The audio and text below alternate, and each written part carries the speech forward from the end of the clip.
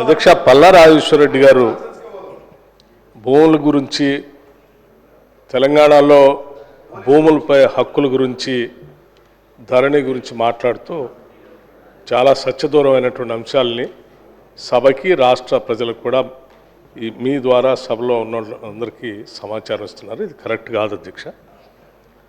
వారు మాట్లాడుతూ ధరణిలో పార్ట్ బిలో పెట్టినటువంటి భూముల గురించి లేకపోతే ధరణిలో భూములు రిజిస్ట్రేషన్ చేసినటువంటి వాళ్ళందరికీ వెంటనే పాస్బుక్లు ఇచ్చేటువంటి అంశం గురించి మాట్లాడుతూ ఈ తప్పులు జరిగితే తిరిగి మళ్ళీ సాయుధ రైతాంగ పోరాటం చేసే అంత పరిస్థితి మీరు తీసుకొస్తున్నారు. ఇది కరెక్ట్ కాదని చెప్తా ఉన్నారు అధ్యక్ష.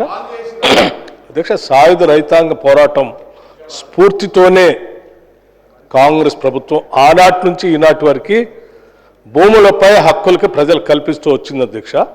ఆనాడు సాయుధ రైతాంగ పోరాటం ఏంటి? దున్నేవాడిదే భూమి, ఇదే కదా నినాదం. దున్నేవాడిదే భూమి అనే నినాదమే సాయుధ రైతాంగ పోరాటం యొక్క ప్రధాన నినాదం. ఆ నినాదం నుంచి ఆనాటి కాంగ్రెస్ ప్రభుత్వం బోడుగల రామకృష్ణారావు గారు ముఖ్యమంత్రిగా, బొదుగల నరసింహరావు గారు రెవెన్యూ మంత్రిగా మొట్టమొదటిసారి తెలంగాణ ప్రాంతంలో భూములపై రైతులకు హక్కు కల్పిస్తూ తెలంగాణ టెనెన్సీ యాక్ట్ తీసుకొచ్చి ఆనాడు చట్టం చేసి రైతులపై హక్కు కల్పించింది కాంగ్రెస్ ప్రభుత్వం అధ్యక్ష. ఆనాటి నుంచి ఈ రాష్ట్రంలో ఈ ప్రాంతంలో కాంగ్రెస్ ప్రభుత్వాలు తీసుకొచ్చిన అనేక రిఫార్మ్స్ రైతులకి చక్కగా దున్నేవాడితో సహా భూమిపై బతున్న అందరికీ హక్కులు కలిపి భూములు పంపిణీ చేసే కార్యక్రమంలో భాగంగా అనేక చట్టాలు వచ్చాయి. ల్యాండ్ రిఫార్మ్స్ కానీ నేను చెప్తున్నానండి, ఖమ్మం జిల్లా అయినా తెలంగాణ అయినా మొత్తం అన్ని చెప్తున్నాను అధ్యక్ష, వినండి సార్. ల్యాండ్ రిఫార్మ్స్ ద్వారా 70s వచ్చినటువంటి యాక్ట్తో అనేక మంది, కొన్ని లక్షల మందికి భూములపైన హక్కులు కలిగాయి అధ్యక్ష. ఆ తర్వాత తెలంగాణ ప్రాంతంలో జరిగిన అనేక పోరాటాలు, ఒక పోరాటం కాదు అధ్యక్ష, నక్సల్బరీ ఉద్యమం దగ్గర నుంచి మొదలుపెట్టినటువంటి ఉద్యమాలతో భూములపై ఉన్నటువంటి హక్కుదారులు కేవలం పట్టదారులు ఒక్కళ్ళే కాదు అధ్యక్ష. ఆనాడు భూస్వాములు, జమీందారులు, జాగీర్దారులు, పట్టాదారులు, కాలువల వాళ్ళు ఉన్నప్పటికి కూడా తర్వాత వచ్చినటువంటి అనేక ఉద్యమాలు, చట్టాల ద్వారా చాలామందికి కబ్జా కాలంలో అంటే ఆక్యుపేషన్ కాలంలో చాలామంది వచ్చారు అధ్యక్ష. కొన్ని లక్షల మంది వచ్చారు. పేద మధ్యతరగతి కుటుంబాలకు సంబంధించినటువంటి వాళ్ళు వస్తే ఒక్క కలం పోటుతో రాష్ట్ర చరిత్రలో కాదు అధ్యక్ష, దేశ చరిత్రలో, ప్రపంచ చరిత్రలో ఎక్కడైనా ఏదైనా ఉద్యమం జరిగితే ఆ ఉద్యమం లక్ష్యాలను చట్టాలుగా మారుస్తూ వచ్చినటువంటి పరిస్థితులు చూశాం. కానీ మొట్టమొదటిసారి ఈ రాష్ట్రంలో ఉద్యమాల ద్వారా వచ్చినటువంటి తెలంగాణ రాష్ట్రంలో గతంలో ఉన్నటువంటి చట్టాలని ఒక్క కలం పోటుతో ధరణి అనే చట్టం తీసుకొచ్చి ఆక్యుపేషన్లో ఉన్నటువంటి వాళ్ళందరూ రద్దు చేసి ఒక్క పట్టదారు కాలం పెట్టి 70 ఏళ్ళు వెనక్కున్నటువంటి జమీందారుని, భూస్వాముల్ని, జాగీర్దారులు తీసుకొచ్చే పట్టదారు కాలంలో పెట్టి కొన్ని లక్షల మంది రైతులు భూమిపై ఉన్నటువంటి వాళ్ళకి అసలు ఆ కాలం ఎత్తేసి భూమిపై వాళ్ళకి ఎటువంటి హక్కు లేకుండా చేసినటువంటి ఒక దుర్మార్గమైన చట్టమే ధరణి చట్టం అధ్యక్ష. దాన్ని మార్చుతామని మేము పెద్ద ఎత్తున ఉద్యమం చేశాం.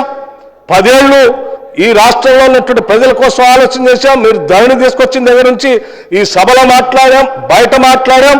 ధరణిని మారుస్తాం, బంగాళాఖాతంలో వేస్తాం.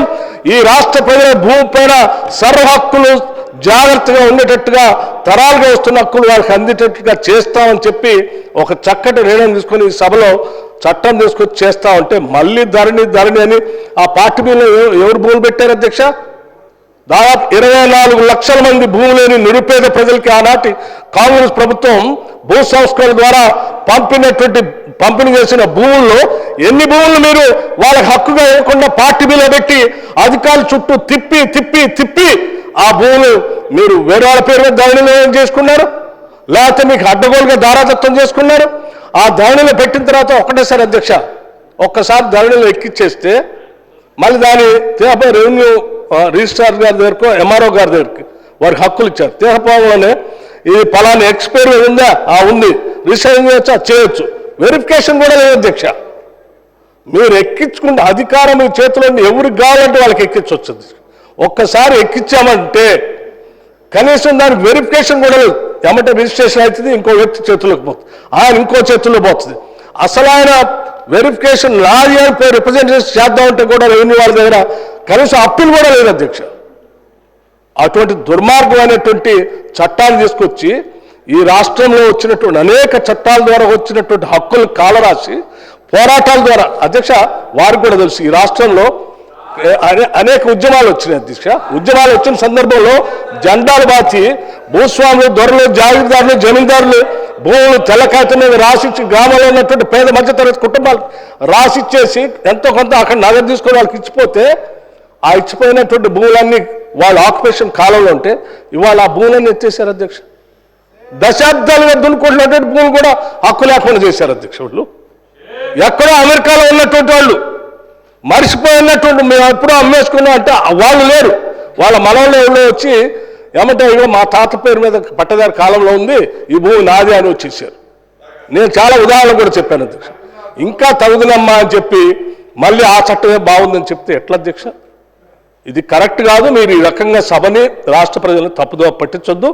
మేము బాజాప్తుగా కాంగ్రెస్ పార్టీ చాలా స్పష్టంగా ఎన్నికల కంటే ముందే చెప్పాం, ధరని బంగాళాఖాతాలో వేస్తాం, మారుస్తాం, ప్రజల పనికి వచ్చేటువంటి చట్టాన్ని తీసుకొని వస్తాం అని చెప్పి ప్రజలకి నచ్చజెప్పి వాళ్ళంతా ఒప్పుకున్న తర్వాతనే వాళ్ళందరూ ఓట్లు వేస్తేనే మేము అధికారంలోకి వచ్చాం. అంటే ప్రజలందరూ దాన్ని మార్చాలని, దాన్ని బంగాళాఖాతాలో వేయాలనే మాకు ఓటేసింది. ఆ వేసిన దాన్ని మేము చెప్పిన మాట న్యాయం చేయాలి కదా అధ్యక్ష, చేస్తా ఉన్నాం.